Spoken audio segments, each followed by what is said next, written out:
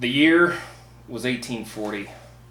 The place, Pearl Street House, modern day 3rd and Main in Louisville, Kentucky.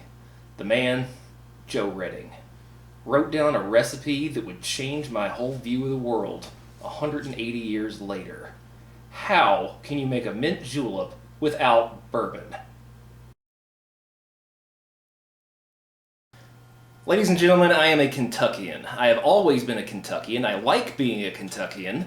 And I had a concept in my head of what a mint julep was. All my friends had a concept of what a mint julep was, and we would stand around and argue over whose way was the best to make it. But in the end, it was, basically the same idea, and it was a very enticing way to get bourbon into our mouths, basically.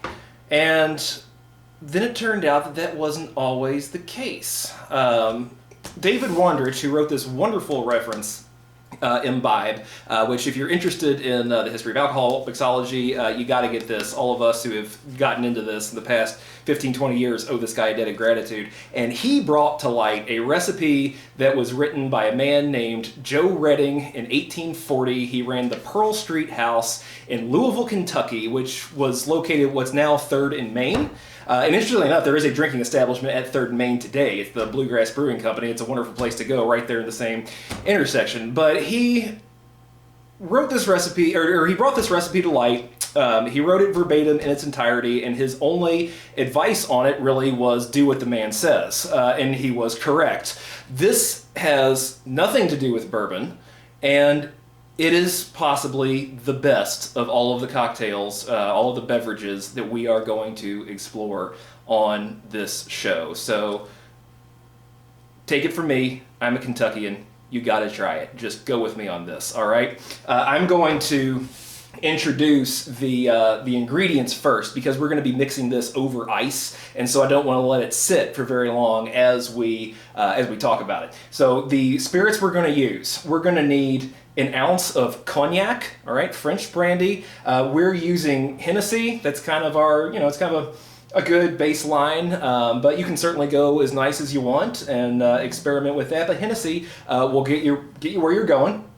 We are going to use Stamper's Creek rum from Spirits of French Lick, and we've already met Spirits of French Lick several times on this show. I'm a big proponent of what they're doing, and this is a pot distilled rum. A lot of these recipes call for a Jamaica rum, which was pot distilled. This has the element of that pot distilled funk, that hogo that the Jamaica rum has, in just the right quantity to complement everything else and not overpower it. So if you can't get a hold of this, certainly, play with some Jamaicas. If nothing else, be sure it's a pot distilled rum, and that'll get you a lot closer to what you're wanting. And we're going to need an ounce of ruby port, all right? My rule of thumb with port is if you're going to regular liquor store, stick to the $15 and up range. Now, of course, if you get too far above that, you probably just want to appreciate it for what it is. Or the Trader Joe's house brand actually works really well for mixing and works great for this purpose. We are going to need a lemon wedge, 3 mint leaves off the stalk, and then a little bunch of mint to go in it. Just some white sugar and some water. All right, and so without further ado, we're just going to launch into this and make this amazing drink. We're going to get a goblet or a large glass. This measures about 10 ounces. That's going to be plenty. And the first thing that we are going to do is we are going to mix our sugar in this. So we're just going to need 2 teaspoons of sugar,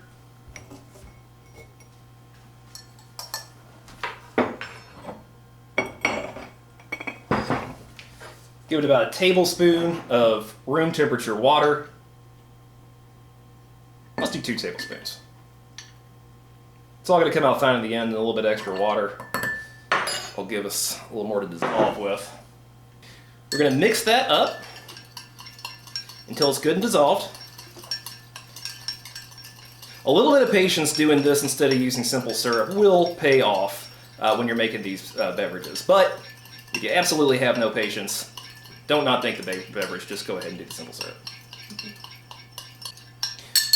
Now here's one of the few places I'm going to deviate just slightly from the recipe. The recipe says to fill your glass up with ice. You'll want to leave a little bit of space, or when you put the liquid into it, it's going to overflow. So that's just the one minor change that I've made from what Mr. Redding said to do.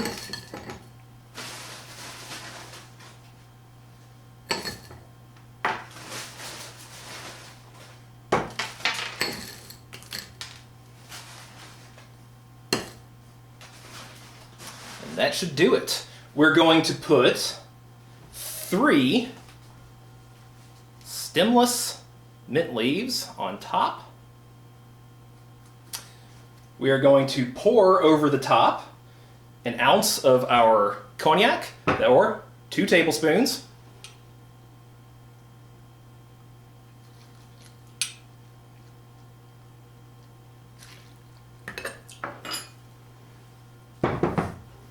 An ounce of our rum.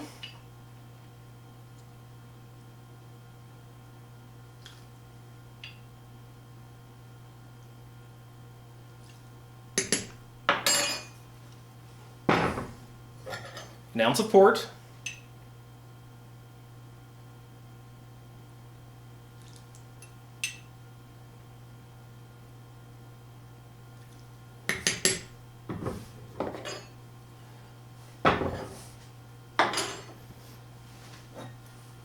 We're going to take our shaker, put it nice and good down over that, turn it over.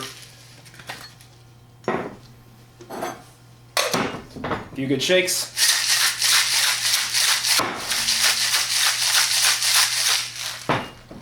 Take the lid back off, pour all of the contents back into the glass. Take your lemon wedge, rub it around the edge of the glass. Take your bunch of mint, and whenever I do a mint julep, I like to agitate the leaves a little bit. That'll get the smell, the scent really going, and that is what is going to really affect the taste for your customer. A straw. I like to use a paper straw, and also, this one's actually pretty good, but I like to snip it off, just so your nose, whoever's drinking it, their nose has to be right there in the mint. And here you have it. Joe Redding's mint julep recipe from 1840, from Louisville, Kentucky. Not a drop of bourbon in it, but folks,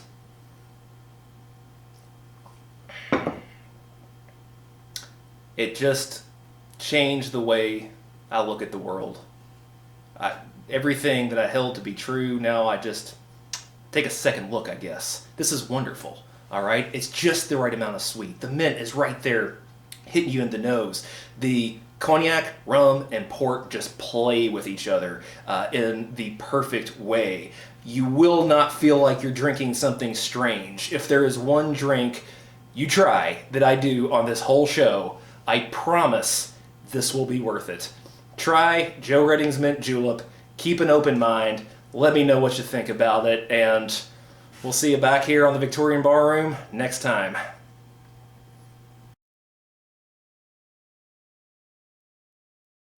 So, ladies and gentlemen, the Victorian Barroom is actually not a one-man show. This is the face behind the camera. This is my wife, Amy Liebert. The reason why the thing is lit, well, is because of her. I don't do that. And so I wanted to introduce you to her on this episode for a few reasons. First of all, this recipe comes from 1840. The 1840s as a decade is something that we're especially enthusiastic about. And there is also no greater Joe Redding enthusiast on this planet than Amy. So welcome actually in front of the camera for once. And so tell us your thoughts on this. It's nice to be here in front of the camera for once. I love this drink. I love this drink for so many reasons. First of all, the cutting the straw down and getting it right down in the mint and really crushing up the mint first really does make a difference. It's wonderful. I always think of this as a fruity drink, and I think the first time I said that you were really surprised because you thought, like, that's not a fruity drink. But to me, it's my favorite fruity drink. And it just has that kind of almost tropical fun feeling to it, but at the same time it's really balanced out with the port and it's the rum in there, and I don't know. I think that if you generally like sort of fruitier drinks, you'll like this drink. But if you also like more classic mint juleps, you'll still really like this drink. You're not losing the spirit. You aren't. Yeah. That's the amazing balance. Right. Having the actual sugar in there too, which is the way you've always made mint juleps. You made the first mint julep I ever actually drank. Amy came from California. Then she came to Kentucky, and I made her a mint julep. And I was a gin person before I moved here, and now I am a convert. So the way that I learned to drink mint juleps was with sugar, and they're great with simple syrup too. I mean, I think mint juleps are like pizza. When they're bad, they're still good. But the sugar is a really extra level of just sensation. I can't describe it. You have to drink it. You have to make the drink. So then you'll know. You've heard it from two 1840s people who also live in Kentucky now. Give it a try. Thanks for joining us. Also, look for Amy in other places. She, in other contexts, plays Queen Victoria. We do Victorian stuff a lot. So we're very Victorian. Right.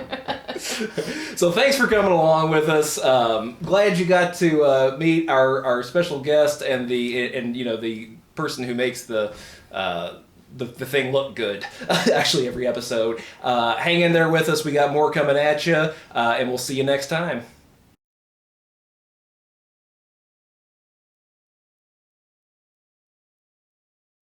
Thanks for joining us today. We have a blast making these episodes, but they do take a lot of time and resources. And as the Victorians showed us, time is money. So if you might feel moved to show us some support, check that description down below to see how you might be able to do that. We sure would appreciate it. Also, don't forget to click subscribe and that bell icon to keep up with what we're doing right here on the Victorian Barroom.